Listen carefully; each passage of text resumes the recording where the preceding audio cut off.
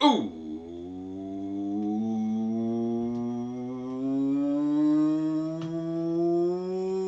What's up, everybody? My name is OMG WTF LOTWBRB.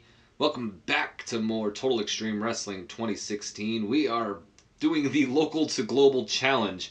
I almost did the invasion intro there. We are doing the Local to Global Challenge as our own created company, the IWC.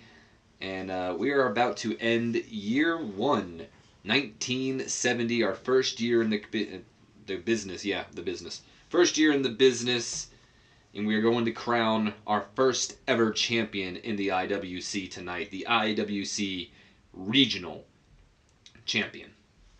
We are still a local company, so unfortunately, we were not able to move up in the world in 1 year's time, but we got a couple challenges in front of us. As I mentioned before, both the wrestling industry and the economy are currently falling right now. They are not on the rise, so we're battling against that.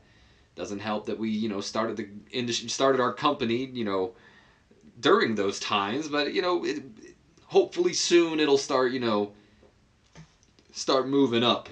We'll start getting more people rich here, and maybe people will start liking wrestling a little more as well. Anyway, before we head into this episode, I do got a couple things I want to say. I'm hoping that this episode will be up on Sunday, the day that I'm recording it. But I don't think it will be, because these episodes seem to take way longer to upload now. So my apologies for not getting this episode up for you guys sooner. But don't you worry, I am going to make up for it, because this upcoming week when we have Invasion, I'm not only going to be uploading Sunday Night Heat, but I will be uploading Monday Night Raw as well. I pretty much got Sunday Night Heat all booked and ready to go. I'm just going to let this episode of the IWC kind of sit on the channel for a bit and, let you guys watch that. Who wants to watch it, let them go ahead and watch that first. And then I'll upload Sunday Night Heat a little bit, a couple days maybe after, so probably Tuesday-ish.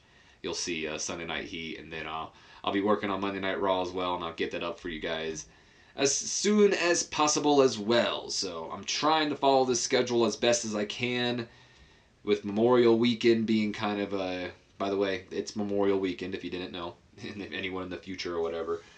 But with that being kind of this weekend and all that, Memorial Day, it's kind of hectic, at my job and all that. So a little bit crazy going on around. But anyway, enough rambling here, enough talking about stuff you guys don't care about. Let's just get this show on the road. Let's find out who's going to be champion. We've had this tournament going on for months now. I mean, months on months now. And it is about time that oh God, why are we in the insane borough? Let's go back real quick. I don't want to be in the insane borough, no. I don't plan on spending any money if I don't have to. So pick best venue, please. And it's going to be in the backyard as usual. So now let's go ahead and run this show. But anyway, we've been doing this tournament for months on months now, and it's about time that we finally get a champion. Unfortunately, we don't have the best crowd in the world. I mean, we're in front of only 92 people. Ugh. I was hoping that our crowd would have gone up. I mean, we had 105 last time, and everybody is booked on this card, too, so we're definitely going to be losing money for sure. In fact, one of you guys was asking me to show off the finances, so if you want to stick around until a little bit, let me move my phone off of that so you don't hear it vibrating on the whatever. Anyway, I'm going to go ahead and show off the finances probably at the end of this episode if you want to stick around till then, but I'm going to be doing an end of the year episode as well that'll kind of just show off what's been going on in the wrestling world and all that during, the year 1970, and I might cover the finances in there as well, so either stick around or just wait till that video if you guys want to see any of the extra kind of stuff. But anyway, let's go ahead. Let's start this show off. We got a 40 D- to open up the show, and we are also seeing the debut of a well, I don't want to call him a superstar. He's more of a manager, I guess, or an authority figure, but a new person in the IWC. Anyway, the ring is set up. We've got, the tables, the chairs, we got a podium in the ring. Sitting on the podium is the IWC Regional Championship. We are ready to sign the official contract for our inaugural title match tonight. And out first is the president of the IWC, Mr. Jody Arnold, who is also in the match tonight. I mean, Jody Arnold has beaten the likes of Randy Tyler and some other guys that I just can't remember off the top of my head, but he's beaten them. You guys seen the episodes. Either way, Jody Arnold, he makes his way down to the ring. He's waving to the crowd. He's putting it over, having a great time. He gets in the ring. He takes to the mic and goes, "Ladies and gentlemen," I'm going to try to give this guy like a John Laurinaitis voice, but it's going to kill my voice, and we've got Ripper Savage. Do I really want to do that? Let's try it. "Ladies and gentlemen, welcome to the Champion's Coronation." By the way, that's the name of the show tonight. It's not IWC Origins. This is Champion's Coronation, which might be why we have 92 people instead of a bigger crowd. I might want to have stuck with the Origins there, but anyway. "And welcome to..." You know what? I'm not going to do... I'm sorry, guys. I should have... I'm going to do the John Laurinaitis' voice for Don Arnold, not Jody Arnold. The Arnold threw me off there. Anyway. Ladies and gentlemen, welcome to Champion's Coronation, where tonight we will crown our first champion in the IWC. The IWC Regional Champion. For months now, the top stars in the IWC have been fighting for the right to be in the finals, and it's come down to two. Myself and my opponent tonight, the wrestling machine, Jerry Monte. And then that's kind of Jerry Monte's introductions. God, I'm so sorry for that John Laurinaitis bit earlier, guys. I meant to do it for Don, not Jody, and I should have just kept going with it. Anyway, Jerry Monte comes out, and Monte, he's just kind of straightforward. I mean, yeah, maybe he's waving to the crowd or smacking some hands down their way, but he's really just kind of straight heading to the ring. He gets into the ring. He shakes Jody's hand. I mean, these two are good friends. This is not a blood feud. I mean, yeah, they're fighting over the title, and both men want to be champion. But at the end of the day, they're still friends, and they're not out here to disrespect each other. So they shake each other's hands, and they sit down, and they both begin to read over the contract. That's when another man comes out, the man that I wanted to do the John Laurinaitis voice for, Mr. Don Arnold. So he goes, "Now wait just a minute here. Uncle Don? Jody, you're the damn president of this company. So you can't oversee..." Golly, that kills you. "You can't oversee this contract signing. Now, I'm not sure how well known it is, but I am the financial backer for the IWC. So I'll be out here to oversee not only this contract signing, but in the main event as well, to ensure that the best man wins tonight. Now, gentlemen, I want you..." I don't know if I'll keep this voice for him, by the way. "I want you to look over the contract and sign it if you're satisfied. And then shake each other's hands. Let's have a damn good match tonight." Spot on John Laurinaitis impersonation, by the way, guys. Spot on. So spot on that I'm going to need a drink after this. While I'm taking this drink, I'd like you guys to imagine that at this moment, Jody and Jerry are both looking over the contract. They both go ahead and sign the contract, and then, shake each other's hands. And, maybe Don says, "Now let's have a damn good match tonight." I'd like to imagine Don Arnold's voice maybe as a fusion of Stone Cold and John Laurinaitis. Because we've already established that Jody's obviously Southern. I mean, we are in the Southwest, so... But, maybe that's what his voice should sound like. Well, we'll get it as we move along. Either way, Don Arnold has gone ahead and debuted his old-school heel gimmick, Weasel style, and it has gotten above average. Hell yeah! And it did get the show off to a strong start. Angle is hot for this, or it got the crowd hotter, I should say. And Don Arnold makes his debut. He gets paid quite a lot of money. In fact, I believe he's our highest paid person, and he's just the manager. But he's the financial backer. What can you say? Oh boy, this a 9 solid F rating. Now, I mean, we are a local company, so remember, That's an okay rating for our company, I believe. But anyway, a 9F rating here, as we've got Rockin, Robert Fuller, already in the ring, ready for our opening match of the night. And of course, as is his opponent, Jim Alexei. We're gonna our opening match is gonna be a match between two rock stars, the Elvis impersonator or Elvis wannabe Jim Alexei taking on Rockin' Robert Fuller. And then out comes Randy Tyler. And Randy Tyler, of course, you know, the Dennis the Menace kind of character we've got going on here. Very spoiled and stuck-up character. And he's just, you know, if he doesn't get his way, he's been known to throw a little bit of a temper tantrum. But anyway, Randy Tyler comes out, and apparently he has something to say before this match can begin. He goes, hold it, hold it, hold it. Tonight is a big night for the IWC. And here it is that everyone has a match tonight. Everyone, but me. I think the president has it out for me. First, he puts me against him in the IWC tournament, and now he doesn't even put me in a match. Nuh-uh. That's not happening. So instead of watching two rock and roll rejects wrestle one-on-one, I'm inserting myself in this match, now. Making it a three-way dance. So I hope you guys brought your dancing shoes because it's about to begin. Ring the bell. And there we go. Randy Tyler just inserting himself. Can he do that? I guess we're going to go along with it. Randy Tyler just inserted himself into this one-on-one match. We were going to see who's the better rock star, but instead, Randy Tyler not having it. He's not too happy he didn't have a match at all here tonight.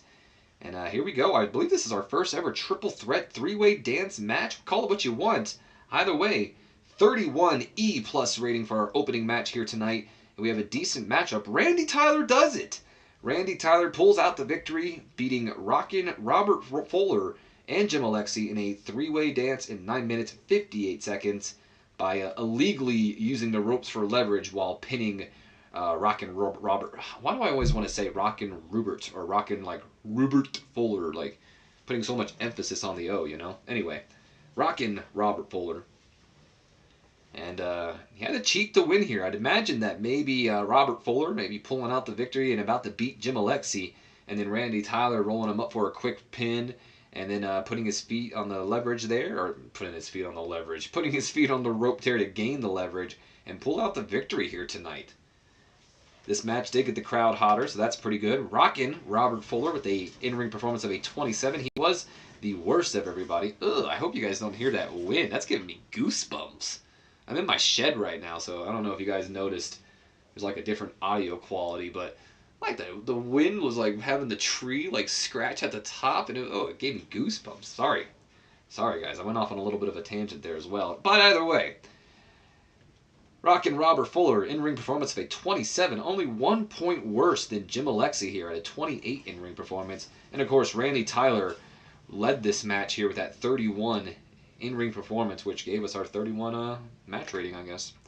Jim Alexei is improving, not only in his technical and his performance skills, so that's awesome, but Randy Tyler also improving in his performance. Come on, Robert. You got to get in there as well.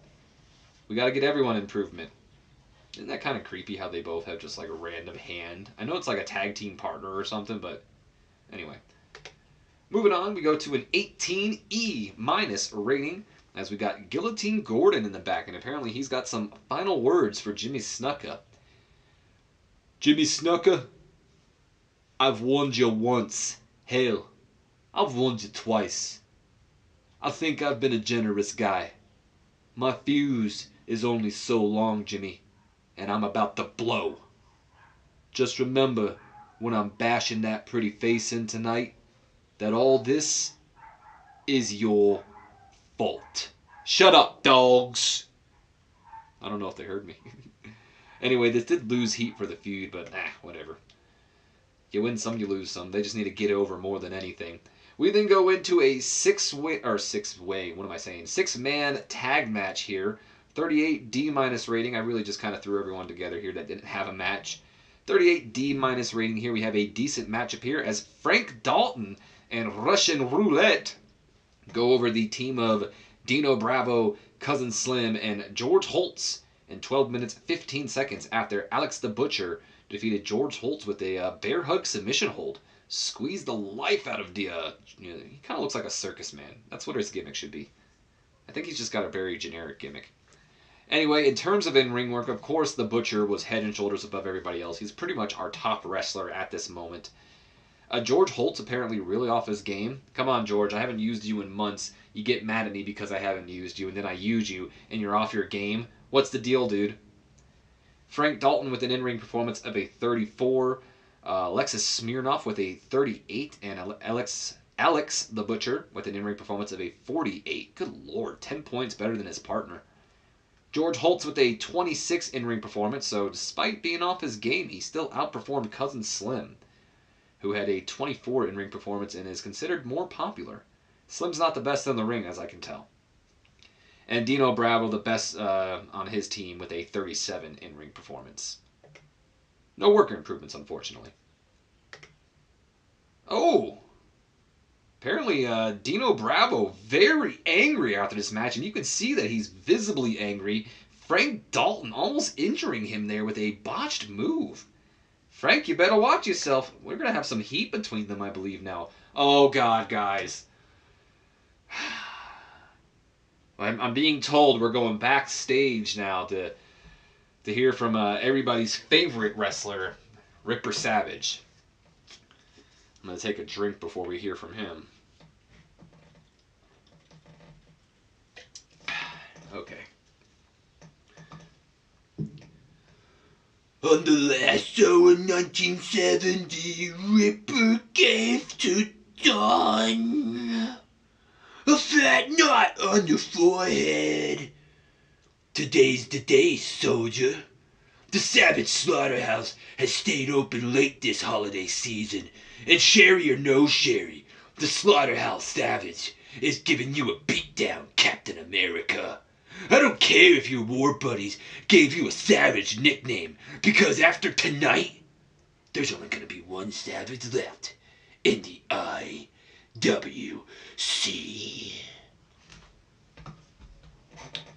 Ripper Savage, everybody.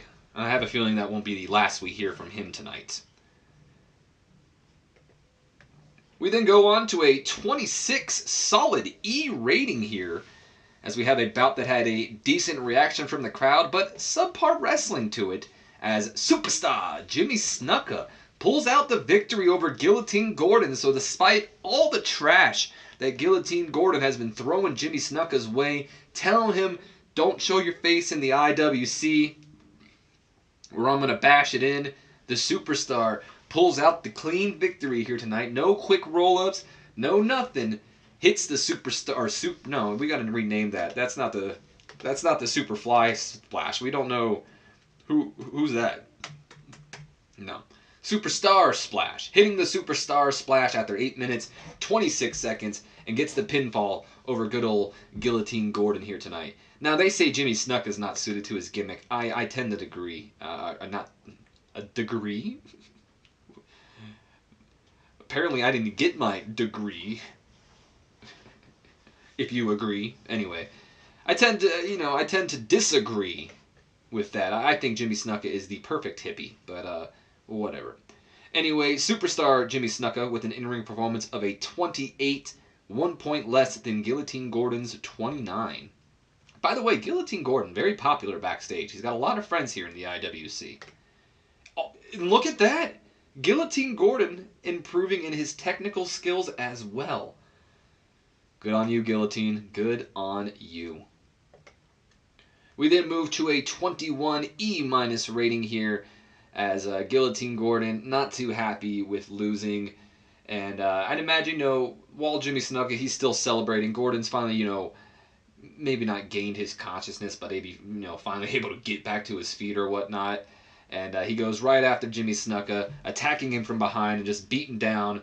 And it looks like he's finally going to beat in his face, loser or not. And that's when Rockin, Robert Fuller, who we saw earlier in the night, he comes down here and he makes the save. Him and Jimmy Snuka work together, delivering maybe echo drop kicks together, and taking Guillotine Gordon out of the ring, and the two stand tall. And who knows, maybe maybe a potential new team here between the Superstar and the Rocker. You never know. Who knows? Maybe we'll see a team. Maybe. I don't know. Anyway, Jimmy Snuka still not suited to his gimmick, and I guess we'll have to change that sooner or later, won't we? Lost heat as well. Well, the feud's pretty much over anyway. Or is it?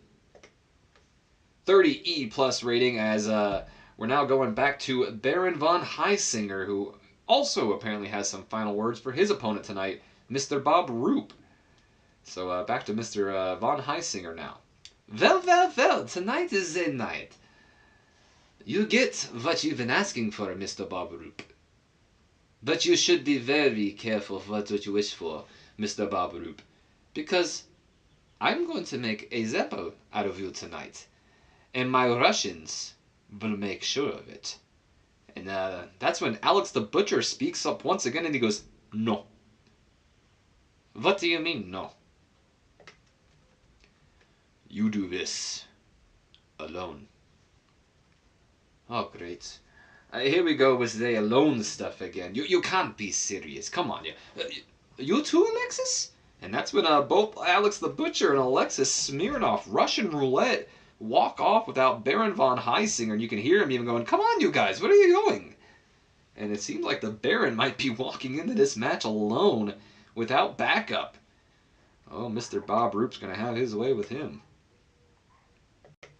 Baron von Highsinger has one fan out there, though. We all know who it is. He comments on all of them. He believes that Baron von Highsinger will be a world champion one day.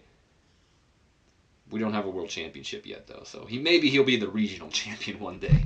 Anyway, 32 E+ rating here as we go into the match between the Savages. I believe this is actually an Aussie Rules match, if I'm correct, so no DQ practically.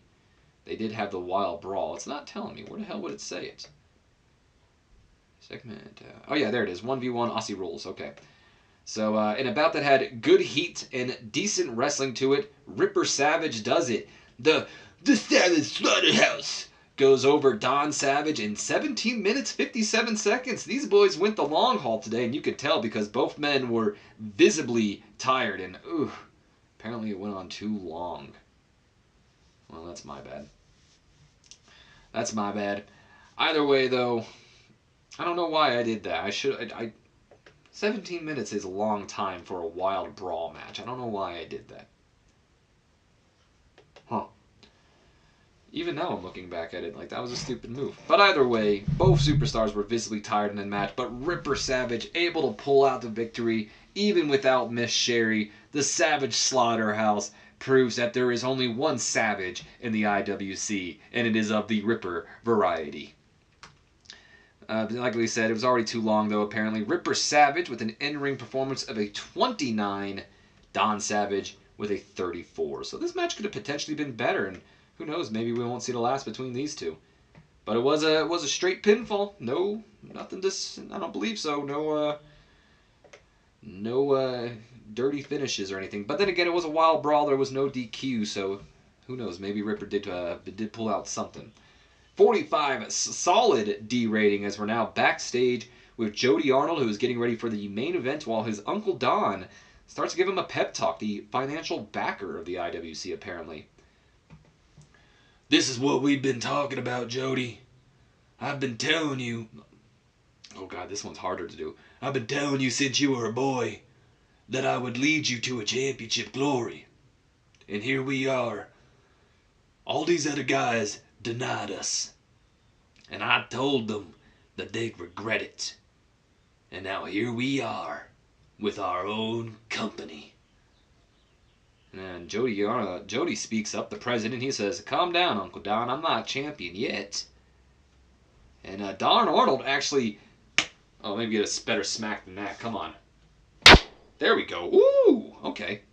Heard that echo. Smacks Jody right across the face, and he goes, "Don't you talk like that. You're a champion, Jody. You were born a champion. Now get back to your squats." And Jody may be a little stunned by the smack, but goes right back to his squats, and starting to get the feeling that maybe it's not an abusive family, but maybe more like mentally abusive. I don't know. Seems like it's a bit more of a personal relationship between these two than just, business partners and all that and whatnot. I mean, they are family, though. So, anyway, we move on to a 40D- rating here as we have Bobrucz versus Baron von Highsinger. I'm still feeling the Ripper Savage and now Don Arnold voices. Why do I always do voices that kill me? We have a decent matchup here. Roop pulls out the victory, goes over Baron von Highsinger in 13 minutes, 8 seconds by pinfall with a shoulder breaker. So at the end of the day, Baron von Highsinger could not back up all his talk, couldn't hide behind his Russians for any longer, and Roop went out there and just dismantled Baron von Highsinger. The Iceman himself making von Highsinger look like a fool in this match pretty much, and maybe not a fool, but you know what I'm saying. He showed him who's the better wrestler and pulled out the victory. And he was even injured. Look at that. Slowed by his injury and still outperformed him, still won the match. Roop is a star in the making, I'm telling you guys. 41 in-ring performance for Mr. Roop here, and Baron von Highsinger with a in-ring performance of a 30. That's a better performance for Baron, I believe. And then we go to a 36D- rating, and I'm being told that Ripper Savage is causing a bit of a mayhem in the backstage area. And apparently he's found some wine or some champagne, and he is just over celebrating right now. So let's go and check that out tonight. And Woo! Tonight, the Slaughterhouse Savage put that faker in his place. Now, it's time to celebrate. But that's when Roop, who we just saw beat Baron von Highsinger, he now enters the shot, and he takes the bottle right away from Savage and just begins to chug it down, and he wipes his mouth and he goes, "Baron von Highsinger, it's over. I made you tap out in the middle of the ring." No, he didn't. He beat him with a shoulder breaker. We all saw it. "So now, there's no more excuses." But then Ripper pushes Roop to the side and goes, "I know who you think you are, but..."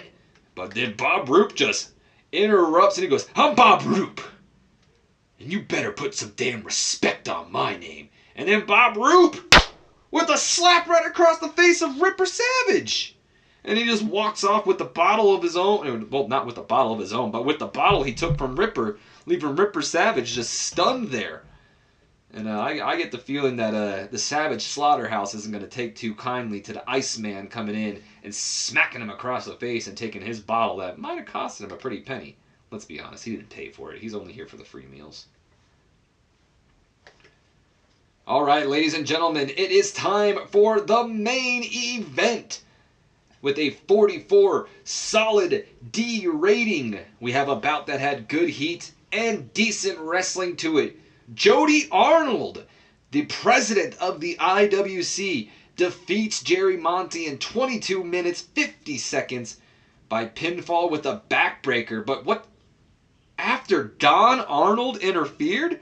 The financial backer? I mean, I thought he was here to call it down the middle. I thought he was here to ensure the best man won, but apparently in his mind, he already knew who the best man was, and that was the guy that he said was champion already, and that's Jody Arnold. And I'm not sure if Jody is, is too happy with this, but, or if he even knows what happened. I don't know if he saw, but I don't know what happened. Maybe Don Arnold grabbed at the leg or interfered, but either way, Don Arnold, the uncle, the financial backer of this company, and the uncle to Jody Arnold, got involved and distracted Jerry Monte or made sure that he didn't get off a move or something, which led to Jody Arnold getting that backbreaker off. And we now have our first champion in the IWC, the regional champion, Jody Arnold.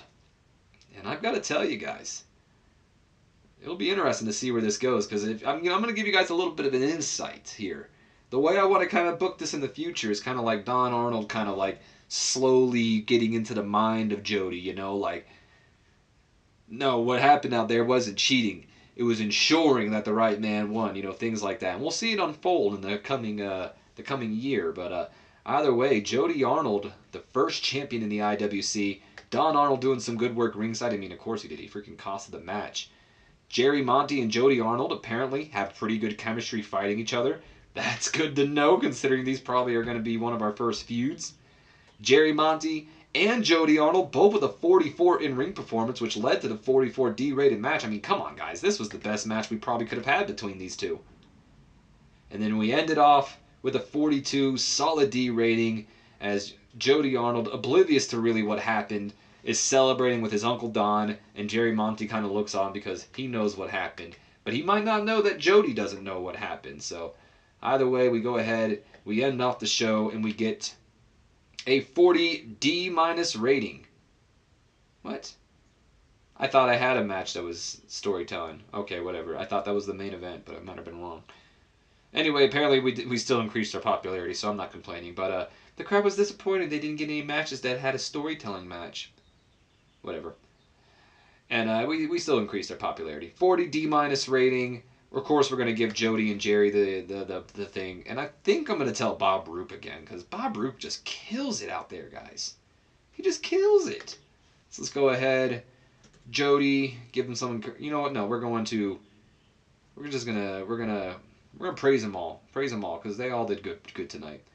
Jody, Jerry, good for us and Bob, especially Bob because Bob goes out there injured and puts on those great ass matches. So Jody was happy, Jerry was pleased, and Roop was pleased. So you guys can't complain. You know what? I know I said that I was gonna do the financial things after this, but I believe this is where sometimes it tends to lag in my videos and where my audio will be disconnected with what's actually going on in the video. So I'm gonna go ahead and end this off here. And when we do the end of the year thing, where I'll kind